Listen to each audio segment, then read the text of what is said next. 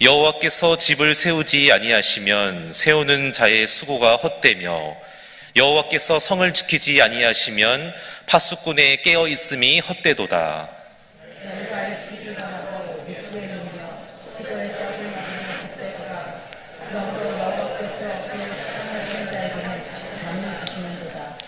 보라, 자식들은 여호와의 기업이요 태의 열매는 그의 상급이로다. 함께요. 이것이 그의 화살통에 가득한 자는 복되도다.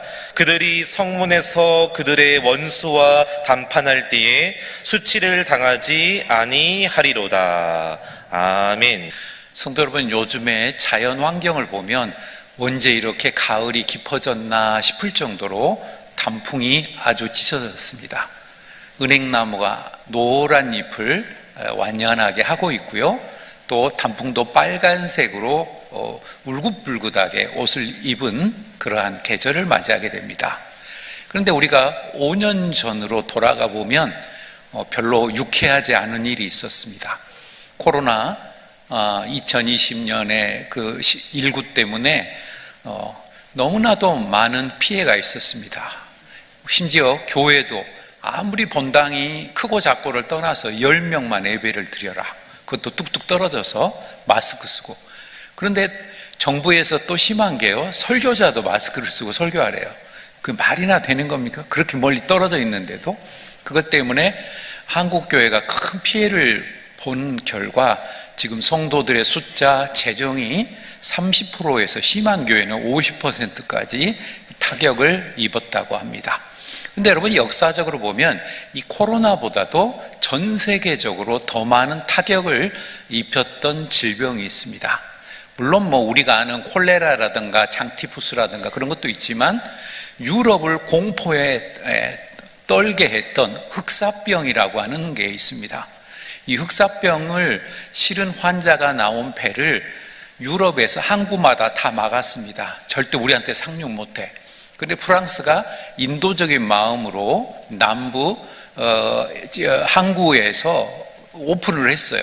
근데 거기서 확 퍼져버렸는데 유럽 인구의 거의 3분의 1 가까이가 사망을 할 정도로 어마어마하게 무서운 병이었습니다.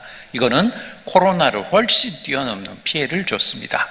또 하나는 사람들이 잘 몰라서 그렇습니다만 실은 병원에서 의사들과 간호사들이 정말 무서워하는 병 중에 하나가 코로나도 그 중에 하나인데 호흡기 질환의 그러한 질병입니다. 즉 기침을 하거나 말을 건네거나 그 사람이 손댄 물건으로 말미암아 전염이 되는 그러한 이런 감염 내과에서 다루고 있는 질환인데, 그 중에 곰팡이나 박테리아로 말미암는 병이 많은 사람을 사망케 했습니다.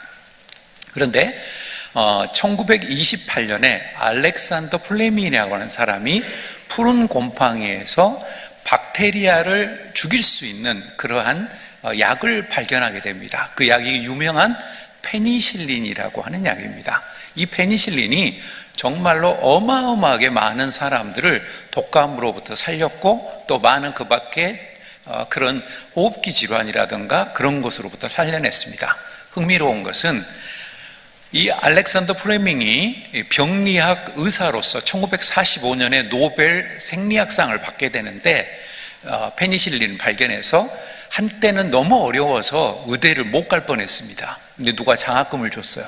그래서 그 장학금으로 의과대학에 가서 의사가 됐는데 나중에 알고 봤더니 그 장학금을 준 사람이 바로 처칠 수상이었습니다. 근데 수상이 되기 전에 준 거예요. 그런데 그 약이 발견이 돼서 결국은 자기 생명을 살리게 됐어요. 이런 놀라운 일화가 있습니다. 성도 여러분, 우리 기독교도 어떻게 보면 세상을 구원하는 약이라고 할 수 있습니다. 왜냐하면 구약도 있고 신약도 있잖아요. 이미 그게 약이에요. 약. 양쪽으로 쌍약이 있는데 여기에 하나님의 성령이 감동을 하게 되고 상대방이 먹게 되면 그때부터 그의 영혼이 살아나고 부활의 능력, 우주를 만드신 하나님의 권세가 함께하는 거예요. 그런데 여러분, 입장을 바꿔서요, 만약에 플레밍이 푸른 곰팡이로부터 페니실린을 발견했는데 그냥 나 혼자만 이거 알고 있고 우리 가족만 살리겠어 이랬다면 어떻게 됐을까요? 많은 사람을 구원하는 그런 약이 못 됐을 것입니다. 마찬가지로 내가 기독교가 진리다, 생명이다, 부활의 권세가 있다 이렇게 믿는다면은 우리 이곳 덕이동뿐만 아니라 일산과 파주라든가 다른 많은 지역에 있는 죽어가는 영혼들에게 이 페니실린과 같은 성경의 하나님의 말씀으로 복음을 증거해야 되겠다. 이렇게 여러분 살아야 할 것입니다.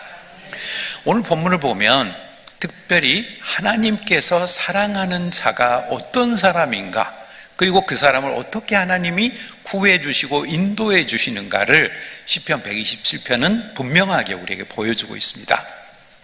오늘 본문의 특별히 핵심은 하나님이 사랑하시는 자에게 잠을 준다는 거예요. 이 본문이 참 여러분 저는 흥미로워요. 때로는 저도 그 21년 동안 기도 간호대학교하고 또 호신대, 장신대에서 이렇게 강의도 하고 체프를 오랫동안 인도했는데, 대학생들 가운데 특히 교회를 안 다니는 애들은 체풀 시간에 별애들이 다 있어요. 고개를 쳐박고 꾸벅꾸벅 졸기도 하고. 그러면 그래도 그래요. 그래도 얼마나 다행이냐, 얘가 교회 안 다니는 애인데 강제로 오지만 체풀 시간이라도 말을 들으니까. 근데 신기한 것은 그렇게 체풀을 1년 2년 듣다 보면은 얘네들이 막 변화가 돼요. 하나님의 말씀이 생명력이 있기 때문에 나갈 때쯤 되면 많은 학생들이 예수님을 진짜로 영접하고 바뀌게 되는 그런 것을 봤습니다. 물론 제가 조금씩 협박도 했습니다. 까불면 학점이 안 나갈 수도 있고 나쁘게 나갈 수도 있고, 또 전국의 기독병원 개통의 병원이 50개가 넘는데 세례 받아야 거기 들어갈 수 있다. 그리고 1학년 때 막 세례를 받도록 막 좀 강제로 한 건 있어요, 제가 솔직히. 그렇지만 어쨌든 강제로 세례를 1, 2년 동안에 받고 졸업하기 전까지 4년 동안에 간호대 학생들이 나가고, 그래도 그 가운데 많은 학생들이 뭐 세브란스라든가 뭐 보라매 병원이나 서울대 병원 이런 데 병원에 가서 있으면 걸 볼 때 참 한편으로는 기쁜 마음이 있었습니다. 제가 2019년 1월에 서울대 병원에 수술을 받을 때가 있었는데, 서울에 있는 제가 가르쳤던 간호대학 학생들 5명이 선생님이 수술 받았다고 얘네들이 한꺼번에 왔더라고요. 그래서 얼마나 한편으로는 애들이 또 교회를 잘 다닌가 물어보기도 하고 그런 보람을 느꼈습니다. 자, 오늘 본문에서 그렇다면 우리가 안전하고 행복한 것, 그것은 어떻게 우리가 얻을 수 있게 되는 것일까요? 성경에서 말하는 안전하고 행복한 사람의 특징으로는 첫째로 하나님께서 지켜주시고 함께하여 주시는 사람입니다. 우리 1절 말씀을 다시 한번 보겠습니다. 1절 말씀 다시 한번 읽어봅니다. 여호와께서 집을 세우지 아니하시면 세우는 자의 수고가 헛되지며 여호와께서 성을 지키지 아니하시면 파수꾼의 깨어 있음이 헛되도다. 여기서 집은 가정이라고 할 수 있습니다. 근데 여러분, 집이 영어로는 표현이 두 가지로 할 수 있어요. 하나는 하우스는 사실은 건물의 개념입니다. 같이 살기는 하는데 밥을 같이 먹을 기회가 없어요. 아침에 나가는 시간이 다르고요, 저녁에 들어온 시간이 달라요. 같이 밥을 먹지는 뭐 않아요. 이거는 여러분 하우스예요. 이러면 안 됩니다. 집이 홈이 되어야 합니다. 홈은 서로 간에 좋은 일, 나쁜 일, 섭섭했던 일, 뭐 원짠했던 일을 서로 그냥 솔직하게 이야기를 하는 거예요. 다만 상대를 비난하지 말고 너 때문에 내가 우리 집이 이렇게 힘들다 하면 안 되고, 나는 이러한 일이 집에서 섭섭한데 이거 좀 같이 고쳤으면 좋겠다. 이걸 유스피치라고 하는 2인칭이나 3인칭이 아니고 아이스피치라고 하는 1인칭으로 내가 섭섭했던 거를 말을 하면 됩니다. 사실 여전도회나 남성교회 교회 안에서도 남을 비난하는 그런 스타일로 하면 안 돼요. 내가 생각할 때는 이렇게 했으면 좋겠는데 라고 말을 하면 훨씬 더 그 문제가 잘 해결됩니다. 그래서 하나님께서 오늘 본문에서 말하는 이 집은 가정을 의미합니다. 그 가정을 지켜주시지 않으면 얼른 보면은 잘 나가고 있는 것 같은데 어이없게 무너지는 경우, 우리가 여러분 봤지 않습니까? 그런 거를. IMF 때 그 커다란 기업이었던 대우가 망했고요, 삼보라든가 삼익 기타 인켈인가 그런 거, 혜태 무수히 많은 수십 개가 넘는 대기업들이 대마불사라고 그랬는데 그런 거 안 통하더라고요. 망했어요. 개인은 또 어땠습니까? 너무 억울하게 사업이 망하신 분들이 많았어요. 나는 사업을 잘했는데 저도 그때 교회에 있을 때 보니까 내가 은행 지점장인데 갑자기 나가라고 했다고 부부 집사님이 울상이 돼갖고 오세요. 그게 이제 정확히 1997년 7월이었는데 IMF 일어나기 직전 4달 전에. 그래갖고 나가야 된대요. 그래서 이제 조금 위로금을 받고 나왔는데 어이가 없는 것이 불과 1년도 안 지났는데 IMF가 딱 터지니까 그 다음에 나가는 사람부터는 위로금이 없어요. 그래서 오히려 먼저 나간 이 집사님 부부가 낫게 되는 그런 경우도 봤고요. 그 다음에 오늘 본문에서 성이라는 말이 나옵니다. 이건 캐슬이라고 하는 영어의 표현을 쓸 수 있는데 주로 성은 호수나 바닷가나 또는 높은 산 위에 세워지는 성체를 성이라고 합니다. 우리나라 같은 경우에는 산성 같은 그런 개념이죠. 그런데 이 성은 다른 말로 표현하면 공동체라는 뜻입니다. 대한민국, 일산 명성교회 또는 일산 이런 공동체적인 개념, 즉 가정이나 공동체인 것들을 만약에 하나님께서 지켜주시고 보호하시고 안전하게 인도하시지 않으면 그거는 어떻게 될지 모른다는 겁니다. 역사적으로 보면요, 생각보다 대단하게 우리가 생각했던 나라들, 그리스, 제국 얼마 못 갔어요. 알렉산더 대왕이 30대 초반에 죽어버렸기 때문에 그 뒤에 바로 망합니다. 로마 제국도 대단해 보이죠? 몇백 년 안에 망했어요. 오히려 중국의 나라들 정말 수명 짧습니다. 수나라, 진나라는 2대에 망했고요. 그 진시황 바로 아들 때 망했고, 그 밖에 수나라도 몇 대 못 갔고 당나라도 몇 대 못 갔어요. 불과 100년? 이 정도밖에 안 돼요. 100몇십 년. 그래서 우리가 보면은 신라 시대 때는 사극을 보면 당나라하고 교류하고 있고요.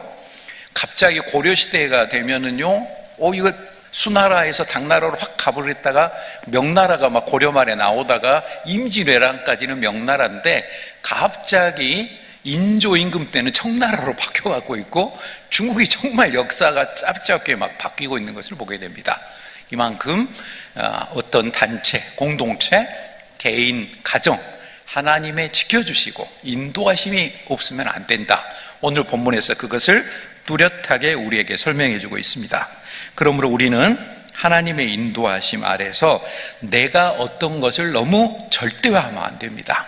건강 자랑하는 사람 자랑하면 안 돼요. 어떻게 될지 몰라요. 나는 병원에 한 번도 가본 적이 없어.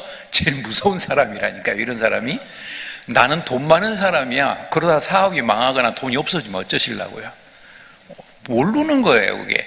나는 평상시 주변에 친구들이 많아. 내가 건강이 나빠지거나 주변 여건이 나빠지면요, 돈을 보고 온 사람들 다 도망가요. 순식간에 사라집니다. 그러므로 우리는 그러한 것을 조건을 뛰어넘는 하나님을 온전히 바라보며 나아가는 승리하는 인생 되시기를 바랍니다. 다음으로 성경에서 말하는 안전하고 행복한 사람의 특징으로 두 번째는 열매 맺는 삶을 사는 사람입니다. 우리 2절 다시 한번 읽어보시겠습니다. 2절 상반절. 너희가 일찍 일어나고 늦게 누우며 수고의 떡을 먹음이 헛되도다. 여기까지. 수고의 떡을 먹는다. 즉 수고의 떡을 열매를 맺는 인생이 있고 못 맺는 인생이 있는데, 프로야구가 여러분 10개 팀이 있지만 우승하는 팀은 해마다 한 팀밖에 없어요. 작년에 기아 타이거즈가 우승했다고 참 대단하다고 막 자랑하고, 올해도 절대 1강이라고 그랬는데 아시잖아요. 올해 8위 했어요. 그래가지고 아주 멋쓰게져 버렸고, 오히려 LG 트윈스가 2년 전에 우승을 했었는데 올해 다시 통합 우승을 했습니다. 그 지난주에는 LG의 그 염경엽 감독이 3년 역대 감독 최초로 30억 계약을 했대요. 굉장하잖아요, 이게. 로또 복권보다 낫더라고요. 로또 복권은 잘 돼봐야 10몇 억에서 20억 초반인데 30억이 돼버렸어요. 자, 축구도 그렇죠. 울산이 현대라고 하는 팀이 3년 연속 이겼는데 오늘 지금 하고 있는데 이제 6시 반까지 지금 4시 반에 전반전을 시작을 했는데 여기 지게 되면 잘못하면 2부 리그로 쫓겨날 수도 있대요. 그래서 지금 한두 개 경기 남았는데 이렇게 돼버렸고 작년에 떨어질 뻔해갖고 승강전에서 간신히 올라왔던 전북 현대가 올해는 또 우승했어요. 즉 한 해의 열매는 어떻게 될지 모르는 겁니다. 그러므로 더욱 하나님의 인도하심을 보게 되고 특별히 배드민턴에 많은 분들이 알고 계시겠지만 안세영이라는 선수가 작년 파리올림픽에서 금메달을 땄을 뿐만 아니라 올해는 9개 대회를 우승했어요. 한국 선수 가운데 이런 선수가 없고 세계적으로도 이런 선수는 나오기가 힘들어요. 더구나 놀라운 것은 이제 23살밖에 안 먹어가지고 앞으로도 계속 우승을 할 확률이 가장 높은 선수예요. 근데 조금 아쉬운 게 이 선수가 돈 맛을 안 봤어요. 왜 제가 이런 말을 하냐면 광고를 안 찍어야 되거든요. 이렇게 잘 나갈 때 광고를 찍어서 돈을 좀 모으고 그래야 되는데 이 선수가 너무 운동에만 이렇게 하다가 보니까 그걸 좀 몰라요. 어쨌든 이 선수에게는 올해가 2025년도 굉장한 열매 맺는 인생이 됐습니다. 근데 본문에서는 말하잖아요. 근데 그것조차도 하나님의 시야를 떠나면 헛되도다. 잠언과 전도서에서 헛되다고 하는 것은 그것의 종말까지 보게 되면 별거 아니다 그런 뜻입니다. 재벌로 아무리 돈을 많이 모아도 중환자실에 가게 돼서 또 얼마 목숨이 안 남게 되는 나이가 많이 되시거나 그러면 그 모아놓은 돈이 그 사람에게 큰 의미가 없어요. 그리고 입맛이 없으면요 돈을 많이 모아놔도 죽도 소화를 못 시켜요. 여러분, 저는 진짜 병원에서 그런 사람 많이 봤어요. 소화가 안 돼요. 소화가 나이에 상관없이 소화력이 떨어져 버리면은 약을 쓰고 수술을 하고 별별 링갈 주사를 놓고 해도 수액으로 간신히 생명을 중환자실에서 연명하지 죽도 소화를 못 시켜요. 여러분, 그러니까 소화가 잘 된다는 것은 정말 감사한 일인 겁니다. 예를 들어서 밥이 교회에서 밥을 많은 분을 하다 보면 조금 쌀이 좀 덜 익기도 하고 근데 소화돼요. 희한하게 교회에서 먹는 밥은 소화가 돼요. 집에서 같으면 이제 난리 났죠. 이거 소화 안 되고. 그런데 왜 그래요? 제가 가끔 이야기하지만 다 준비하시는 식당의 권사님, 집사님들이 사랑으로 정성껏 준비하기 때문에 이게 반찬의 종류와 상관없이 맛있어요. 오늘 또 너무 많은 분들이 드셨어요. 그리고 저하고 남 목사님 갔더니 밥이 떨어졌대. 그래요. 15분 동안 기다렸다가 밥을 먹어야 했어요. 그건 근데 여러분 좋은 거예요. 그만큼 많은 성도님들이 교회 밥을 사랑하니까 그만큼 밥이 인기가 있는 겁니다. 남성교회 분들이 좀 덕분에 좀 기다리시느라고 고생을 하셨습니다만은 어떻든 중요한 것은 열매를 맺는 인생. 근데 여러분 이 열매는요 인생은 특히 단거리가 아니에요. 100m, 200m, 400m, 800m 끝나지 않아요. 장거리예요. 장거리라고 하는 것은 42.195km 마라톤처럼 끝까지 가봐야 안다니까요. 그 사람이 진짜인지 가짜인지. 누가 가론 유다가 3년 동안 예수님을 따라할 때 다 대단한 사람인 줄 알았지, 그 사람이 그렇게 끝에 막판에 예수님을 은30에 팔아치우는 나쁜 사람이 될 줄 누가 알았어요. 여러분, 우리 역사도 그렇죠. 역사를 보면 많은 친일파들 그리고 매국놈들을 보면 우리나라가 당장 망해가지고 그대로 끝장일 줄 알았으니까 그렇게 배신을 한 거지. 1945년 8.15에 광복을 해버리고 또 독재 정권에 붙어갖고 있던 많은 사람들 이렇게 지금처럼 이렇게 민주화되는 시대가 올 줄 누가 알았겠어요. 그러니까 고문을 했던 거 이근한이라는 사람 나중에 막 도망다녔잖아요. 자기가 만약에 그렇게 민주화 시대가 올 줄 알았으면 그런 일을 했겠습니까? 절대 안 했죠. 바로 마찬가지입니다. 우리는 지금 눈앞에 보이는 좀 잘 되고 조금 어렵게 되고 이것 갖고 너무 좋았다가 나빴다가 감정 변화를 일으킬 것이 아닙니다. 하나님께서 우리에게 최종 승리는 이미 약속하셨습니다. 오늘 내가 만나는 것들은 조금 어려울 수가 있으나 결국은 합력하여 선을 이루게 해주실 것입니다. 그러므로 우리는 하나님을 믿고 나의 결론은 하나님 나라 천국에서 승리하기 때문에 오늘은 별거 아니다, 이런 믿음의 마음을 가지고 나아갈 수 있기를 바랍니다. 다음으로 안전하고 행복한 사람의 특징으로 세 번째는 단잠을 자는 인생입니다. 아까 2절 하반절을 함께 또 읽겠습니다. 그러므로부터 읽겠습니다. 그러므로 여호와께서 그의 사랑하시는 자에게는 잠을 주시는도다. 여러분, 근데 교회에서도 졸거나 설교할 때 주무셔도 되는데 한 가지만 딱 조심하시면 돼요. 앞으로 이렇게 조세요. 그래야 아멘이 되고, 옆으로 하면 곤란해요. 이건 노멘이 되거든요. 그것만 좀 조심하시면 돼요. 자, 어쨌든 하나님이 사랑하시는 자에게 잠을 주신도다. 근데 의외로요, 미국을 기준으로 하면, 한국에도 많겠지만 제가 갖고 있는 자료를 보니까 미국 사람의 5분의 1이나 되는 20%나 되는 사람들이 불면증으로 약을 먹고 잠을 못 잔대요. 그러면 적어도 한국에도 10%는 넘으실 것 같아요. 물론 연세가 드셔서 나 새벽잠이 없어졌어, 새벽 2시에 일어났지 뭐야, 이런 어른들은 이건 정상이에요. 왜냐하면 호르몬이라든가 나이로 말미암는 그런 것으로 있어요.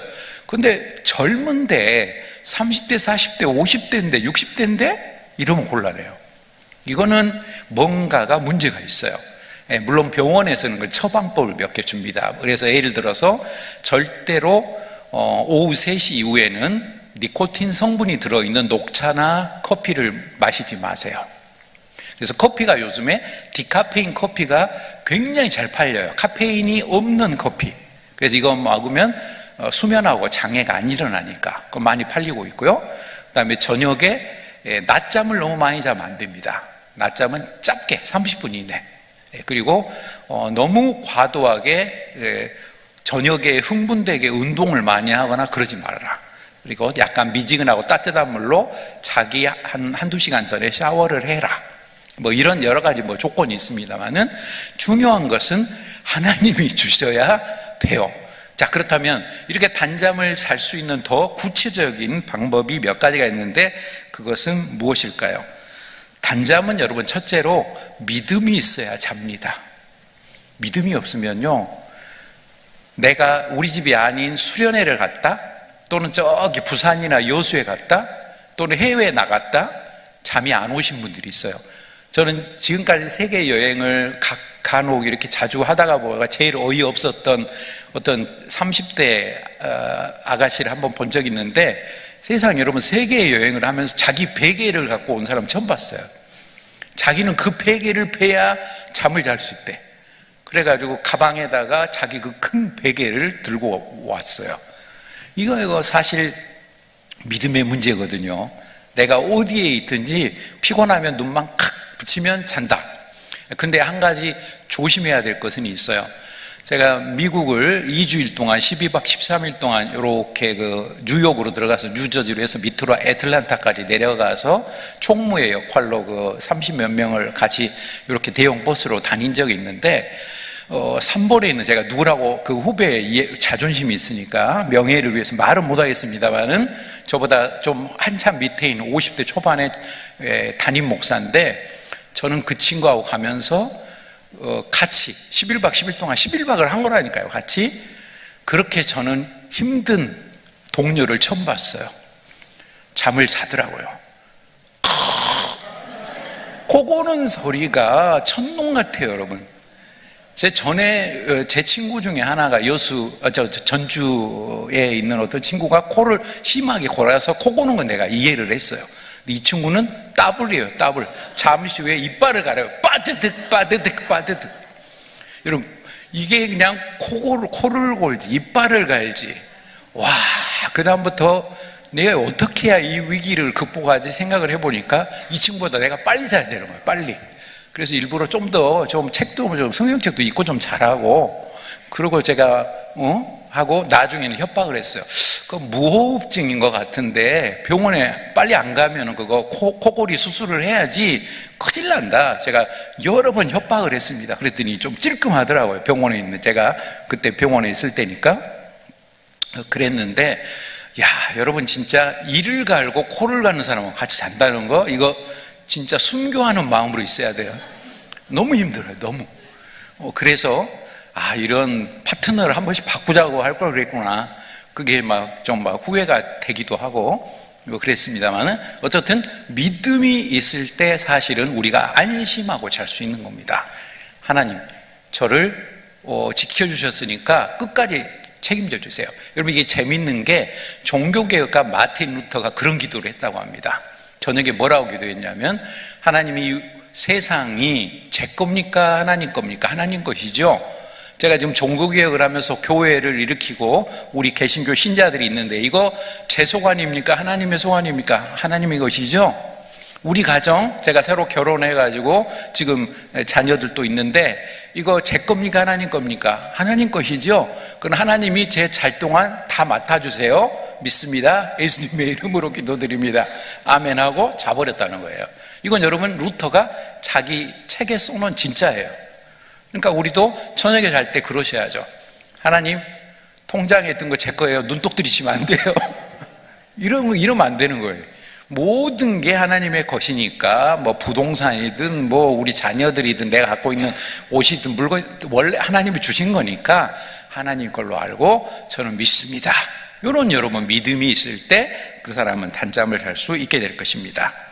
여러분, 두 번째로 단잠은 일하는 사람에게 주는 복입니다.